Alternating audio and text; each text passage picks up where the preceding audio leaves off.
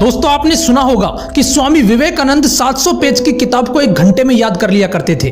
कोई भी इंसान ऐसा तब कर सकता है जब उसका मन और ध्यान एक जगह पर हो और वो अपने दिमाग की पावर का ज्यादा से ज्यादा यूज कर पाए।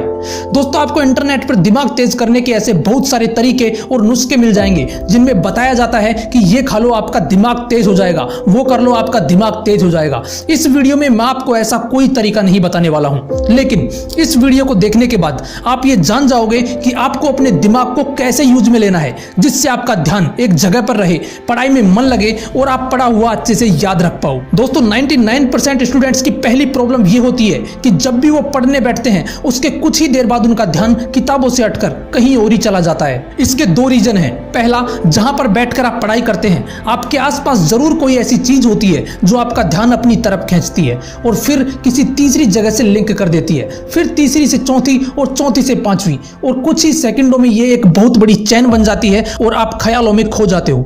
आपका दिमाग किताबों से हटकर कहीं और ही घूमने लगता है। इन चीजों में हो सकता है आपका मोबाइल हो सकता है आपके पास रखा न्यूज़पेपर हो सकता है आपके पास कोई ऐसी चीज रखी हो जो आपको किसी ने गिफ्ट की हो। दोस्तों जब आपकी नजर ऐसी चीजों पर पड़ती है तो आपका दिमाग 99% केसेज में उन्हीं से जुड़ी चीजों के बारे में सोचने लगता है। फॉर एग्जाम्पल, आपके सामने कोई न्यूज़पेपर रखा है, हो सकता है उस न्यूज़पेपर में कुछ ऐसी न्यूज छपी हो जिसे देखकर आपको अपनी लाइफ से जुड़ी कोई घटना याद आ जाए और आप उसके बारे में सोचने लग जाओ। इसलिए दोस्तों सबसे पहला काम आपको यह करना है कि जहां पर बैठकर आप पढ़ाई करते हो आपके आसपास आपकी किताबों के अलावा कोई भी दूसरी चीज नहीं होनी चाहिए। यहां तक कि जिस सब्जेक्ट को आप स्टडी कर रहे हो उसके अलावा कोई दूसरा सब्जेक्ट भी आपकी स्टडी टेबल पर नहीं होना चाहिए। अब आता है दूसरा रीजन, आप अपने दिमाग में उस वजह को नहीं रख पाते जिसकी वजह से आप पढ़ाई कर रहे हो। एक एग्जाम्पल से समझाता हूं। दोस्तों कोई भी इंसान खाना खाता है जिंदा रहने के लिए, मतलब कि खाना खाने के पीछे भी एक वजह है कि अगर हम खाना नहीं खाएंगे तो मर जाएंगे। ठीक इसी तरह अगर आप पढ़ाई करते हो तो उसके पीछे कोई ना कोई वजह जरूर होगी। हो सकता है वो वजह कोई बड़ा ऑफिसर बनना हो, या हो सकता है अपने माँ बाप का सपना पूरा करना हो, या कुछ और।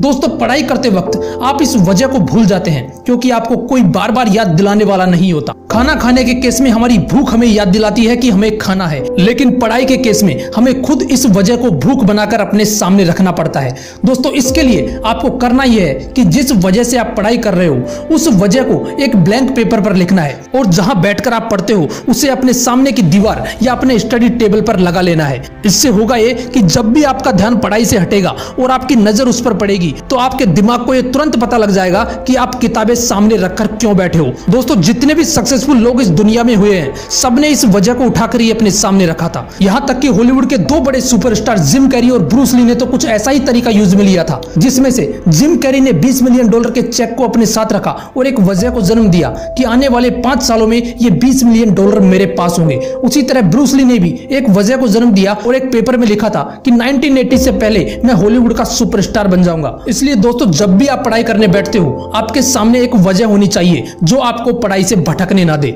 दोस्तों ये तो हो गई फोकस वाली बात कि पढ़ाई पर फोकस कैसे करना है। अब बात करते हैं कि आपको पढ़ाई किस तरीके से करनी है जिससे आपका पढ़ाई में मन लगे और कोई भी सब्जेक्ट आपको बोरिंग ना लगे। दोस्तों जब भी आप पढ़ने बैठते हो तो आपके साथ 2 चीजें होती हैं। पहला, या तो कोई सब्जेक्ट ऐसा होता है जिसको पढ़ने का मन ही नहीं करता, मतलब वो बोरिंग लगता है, और दूसरा ये कि सामने अपना फेवरेट सब्जेक्ट होने के बाद भी कुछ देर पढ़ते ही आलस आने लगते हैं। दोस्तों कोई भी चीज हमें बोरिंग तब लगती है जब हमें उस चीज के बारे में ठीक से नॉलेज नहीं होती या फिर उस चीज में सीखने लायक कोई बात ही नहीं होती। फॉर एग्जाम्पल, मान के चलो कि आपको शतरंज का गेम खेलना आता है। अब अगर आपको शतरंज का गेम सिर्फ दिखाया जाए तो भी आप उस गेम को देखकर बोर नहीं होंगे क्योंकि आपको उस गेम के बारे में नॉलेज है, आप उसे देखने में भी इंटरेस्ट लोगे। लेकिन अगर आपको गेम के बारे में नॉलेज नहीं होती तो शतरंज का गेम आपको बोरिंग लगता, या आप कह सकते हैं कि वो गेम आपके लिए बेकार है। ठीक ऐसा ही आपके साथ पढ़ाई करते वक्त होता है। जिस सब्जेक्ट के बारे में आपको ज्यादा नॉलेज होती है, जो सब्जेक्ट आपको जल्दी याद हो जाता है, वो सब्जेक्ट आपको बोरिंग नहीं लगता। लेकिन अगर कोई सब्जेक्ट आपको जल्दी से समझ में नहीं आता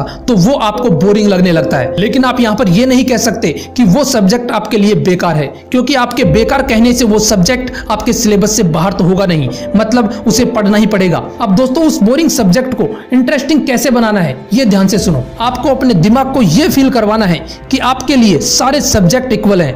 आप उस बोरिंग सब्जेक्ट को भी उतनी ही आसानी से सोल्व कर सकते हो जितनी आसानी से आप अपने इंटरेस्टिंग सब्जेक्ट को सोल्व करते हो। इसके लिए दोस्तों जब भी आप पढ़ाई करने बैठो आपको सबसे पहले अपना इंटरेस्टिंग सब्जेक्ट उठाना है और उसमें भी सबसे पहले आपको कोई भी एक इजी चैप्टर सोल्व करना है और सबसे लास्ट में बोरिंग सब्जेक्ट उठाना है। फॉर एग्जांपल मैथ आपका बोरिंग सब्जेक्ट है, अब इसमें भी आपको सबसे पहले इजी क्वेश्चंस सोल्व करने हैं और एक टारगेट फिक्स करना है कि आज मैथ के 10 क्वेश्चंस मुझे किसी भी हालत में सोल्व करने हैं, चाहे गूगल करना पड़े या फिर यूट्यूब पर वीडियो देखने पड़े, किसी भी तरह आपको उन क्वेश्चंस को सोल्व करना है। दोस्तों यकीन मानो जब आप बोरिंग सब्जेक्ट के वो 10 क्वेश्चंस सोल्व कर लोगे उसी वक्त से वो बोरिंग सब्जेक्ट आपके लिए इंटरेस्टिंग होना शुरू हो जाएगा। लेकिन इस बीच आपको एक बात का हमेशा ध्यान रखना है, हर 2 घंटे बाद आपको बीच बीच में 15 से 20 मिनट का ब्रेक लेना है। इस बीच आप थोड़ा रिलैक्स कर सकते हो या कोई मोटिवेशनल वीडियो देख सकते हो। दोस्तों इतना करने के बाद जब आप नाइट में सोने जाओ तो उससे आधा घंटा पहले बिल्कुल रिलैक्स होकर बैठना है, आंखें बंद करनी है और पूरे दिन में आपने जो कुछ भी पढ़ा है उन सारे टॉपिक्स को मन ही मन रिवाइज करना है। और अगर आपको लगे कि कोई टॉपिक ऐसा है जो आज क्लियर नहीं हो पाया तो उसे नोट करना है। इतना करने के बाद दोस्तों आपको नेक्स्ट डे का टाइम टेबल बनाना है, क्योंकि हमारा हर दिन अलग होता है, इसलिए रोज सोने से पहले आपको नेक्स्ट डे का टाइम टेबल बनाकर सोना है और जो टॉपिक्स आपको क्लियर नहीं हुए हैं उनको नेक्स्ट डे के टाइम टेबल में ऐड करना है। टाइम टेबल बनाते वक्त आपको एक बात का हमेशा ध्यान रखना है, आपको टारगेट लंबा नहीं रखना। फॉर एग्जाम्पल आपने टाइम टेबल में तो लिख लिया कि कल मुझे इस सब्जेक्ट के 2 चैप्टर क्लियर करने हैं, लेकिन आप एक भी पूरा नहीं कर पाओ, इसलिए टारगेट भले ही छोटा रख लेना लेकिन कोशिश करनी है कि आप उसे उसी दिन पूरा कर पाओ। अब दोस्तों नेक्स्ट डे आपको कोशिश करनी है कि मॉर्निंग में थोड़ा जल्दी उठो और मॉर्निंग वॉक करो, इससे आपका ब्लड सर्कुलेशन ठीक रहेगा।